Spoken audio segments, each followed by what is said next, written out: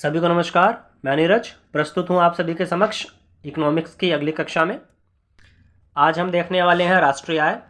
हमारा टॉपिक होने वाला है नेशनल इनकम।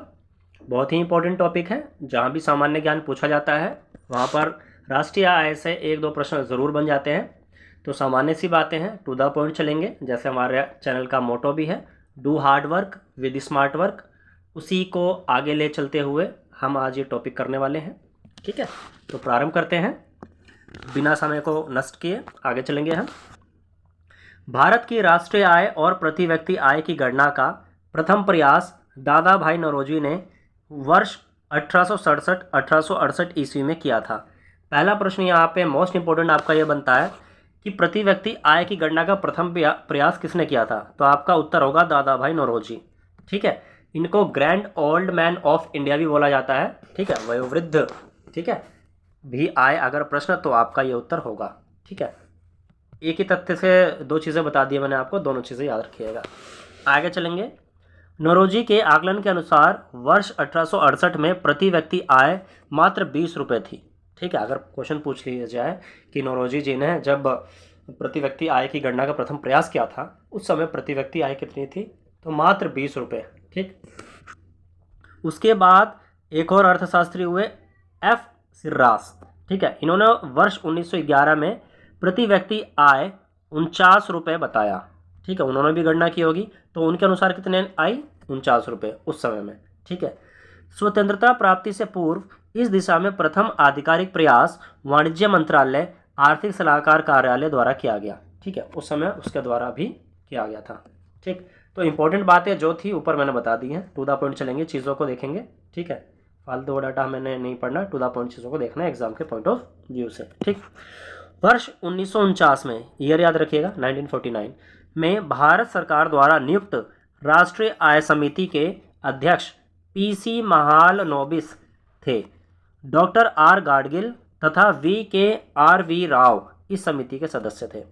एक कमेटी बनाई गई जिसका नाम था नेशनल इनकम कमेटी अर्थात राष्ट्रीय आय समिति। ठीक है, स्वतंत्रता के पश्चात ये पहली ऐसी कमेटी थी जो राष्ट्रीय आय की गणना के लिए बनाई गई थी और इसके हेड कौन थे? पीसी महालनोबिस। आपको याद रखना, इंपॉर्टेंट फैक्ट। कब बनाई गई थी? 1949। क्लियर? और कौन कौन से सदस्य थे? डॉक्टर आर गाडगिल और वी राव। क्लियर है? ओके, आगे चलिए। अब देखते हैं राष्ट्रीय आय होती क्या है। किसी भी अर्थव्यवस्था में एक वर्ष के दौरान उत्पादित अंतिम वस्तुओं अर्थात फाइनल गुड्स तथा सेवाओं का मूल्य राष्ट्रीय आय कहलाता है। अर्थात एक फाइनेंशियल ईयर अब मैंने आपको बता रखा है 1 अप्रैल से 31 मार्च तक। ठीक है, कई बार बता चुका हूँ मैं।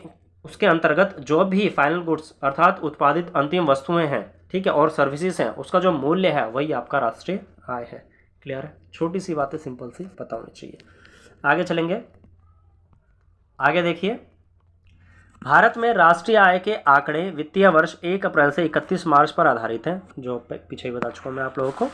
भारत में सांख्यिकी विभाग के अंतर्गत केंद्रीय सांख्यिकी संगठन, याद रखना, केंद्रीय सांख्यिकी संगठन, अगर इंग्लिश में बात करूँ तो इसको बोलेंगे नेशनल स्टैटिस्टिक्स ऑर्गेनाइजेशन। ठीक है, इसकी स्थापना 1951 में हुई थी, 1951। ये ईयर मोस्ट इंपॉर्टेंट है और ये संगठन भी मोस्ट इंपॉर्टेंट है क्योंकि राष्ट्रीय आय की गणना करने का जो जिम्मा सौंपा गया है वो इसी संगठन को सौंपा गया है। ठीक है, आगे देखिए, लाइन में मिल जाएगा आपको। राष्ट्रीय आय के आकलन एवं प्रकाशन के लिए उत्तरदायी है कौन? केंद्रीय सांख्यिकी संगठन। क्लियर है? इस कार्य में राष्ट्रीय प्रतिदर्श सर्वेक्षण संगठन केंद्रीय सांख्यिकी संगठन की मदद करता है। राष्ट्रीय प्रतिदर्श सर्वेक्षण संगठन भी है जो इसकी मदद करता है। ठीक है, आगे चलेंगे। ये भी फैक्ट है, इसको भी देखेंगे। ओके, साइमन कुजनेट्स, नाम याद रखिएगा, साइमन कुजनेट्स को राष्ट्रीय आय लेखांकन का जन्मदाता माना जाता है, जिन्हें इसके लिए नोबेल पुरस्कार भी मिला है। तो राष्ट्रीय आय लेखांकन का जन्मदाता किसे माना जाता है? अगर क्वेश्चन बनेगा तो आपका आंसर क्या होगा? Simon Kuznets. क्लियर है? सिंपल सा फैक्ट है, याद रखना है। चलिए आगे देखेंगे। अब राष्ट्रीय आय की जो गणना है वो किस प्रकार की जाती है, उसकी लागत क्या होती है, किस हिसाब से उसकी गणना होती है, इसको देखेंगे। राष्ट्रीय आय की लागत किसी अर्थव्यवस्था की आय यानी इसकी कुल उत्पादित वस्तुओं और सेवाओं के मूल्य की गणना या तो साधन लागत अर्थात फैक्टर कॉस्ट पर की जा सकती है, या फिर बाजार लागत अर्थात मार्केट प्राइस पर। ठीक है, दो तरीके से आप राष्ट्रीय आय की गणना कर सकते हैं, या तो साधन लागत पर निकालिए या तो बाजार लागत पर निकालिए। इन दोनों ही टर्म्स को समझ लेते हैं जो कि इंपॉर्टेंट रोल प्ले करती हैं हमारे एग्जाम्स में। साधन लागत देख लेते हैं सबसे पहले। साधन लागत अर्थात फैक्टर कॉस्ट, यह मूलतः निवेश की लागत पर होती है, निवेश की लागत ही होती है। ठीक है, निवेश यानी कि जो आप इन्वेस्ट कर रहे हैं, फॉर एग्जांपल जिसे उत्पादक उत्पादन प्रक्रिया के दौरान लगाता है, जैसे पूंजी की लागत, आपने कोई मटेरियल खरीदा, उसके अंदर कुछ ना कुछ इन्वेस्ट किया, कुछ ना कुछ पैसा लगाया आपने। ऋणों पर ब्याज, ठीक है, आपने अपने बिजनेस को एस्टेब्लिश करने के लिए कोई कर्ज लिया, ठीक है, या लोन लिया, आप उस पर कोई ब्याज दे रहे हो, इंटरेस्ट दे रहे हो, वो भी इसी के अंतर्गत आएगा। कच्चा माल, रॉ मटेरियल, मान लीजिए भाई आपकी कपड़े की बड़ी फैक्ट्री है, ठीक है, और आप कच्चा माल के रूप में धागे खरीदोगे, ठीक है, तभी तो आप कपड़े क्लॉथ्स बनाओगे। ठीक है, तो कच्चे माल का जो मूल्य होगा वो आएगा इसमें। श्रम, उसके लिए आप लेबर भी रखोगे, अब सारा काम खुद थोड़ा ना करोगे आप, ठीक, कुछ काम आप भी कर सकते हो, ठीक है, लेकिन अधिकतर काम तो श्रम पर आधारित होगा, तो उसके लिए आपको लेबर की ज़रूरत होगी। ठीक है, प्लस किराया, अगर आपकी अपनी बिल्डिंग है तो ठीक है, नहीं तो आपको बिल्डिंग किराए पे लेनी पड़ती है, तो उसका किराया, रेंट वगैरह देना पड़ेगा, बिजली देनी पड़ेगी आपको, कमर्शियल मीटर एस्टेब्लिश करना पड़ेगा। ठीक है, उसका जो आएगा बिजली का बिल, वो सब इसी के अंतर्गत आएगा। समझ में आया? इन्वेस्टमेंट यानी कि उत्पादन प्रक्रिया में जो भी खर्च हो रहा है वो सब इसके अंतर्गत आएगा साधन लागत पर। साधन का मतलब क्या होता है? ठीक है, साधन है ना, जो लग रहा है। ठीक है, अर्थात सरल शब्दों में देखो, किसी वस्तु या सेवा के उत्पादन में उपभोग या प्रयुक्त उत्पादक कारकों के संपूर्ण मूल्य को साधन लागत अर्थात फैक्टर कॉस्ट कहा जाता है। क्लियर? इन वस्तुओं एवं सेवाओं के उत्पादक उत्पादन के दौरान इन कारकों के लागत का आकलन करते हैं, इसके बाद उस वस्तु या सेवा का मूल्य निर्धारित किया जाता है। क्लियर है? सिंपल है। साधन लागत पर मेरे ख्याल से समझ में आ गया होगा। ठीक है, अब देखते हैं बाजार लागत पर। बाजार लागत पर क्या कह रहा है ना? चलिए, बाजार लागत पर राष्ट्रीय आय। बाजार लागत वह मूल्य है जिसे एक उपभोक्ता द्वारा किसी वस्तु एवं सेवा को खरीदते समय किसी विक्रेता को अदा किया जाता है। मान लीजिए आप कहीं से कोई प्रोडक्ट खरीद रहे हैं, ठीक है, आप उसका मूल्य तो अदा कर रहे हैं, लेकिन उसके साथ उसमें कुछ ना कुछ इनडायरेक्ट टैक्स भी इन्वॉल्व होता है, वो भी अदा कर रहे हैं आप। ठीक है, तो वो सब बाजार लागत में आ जाएगा।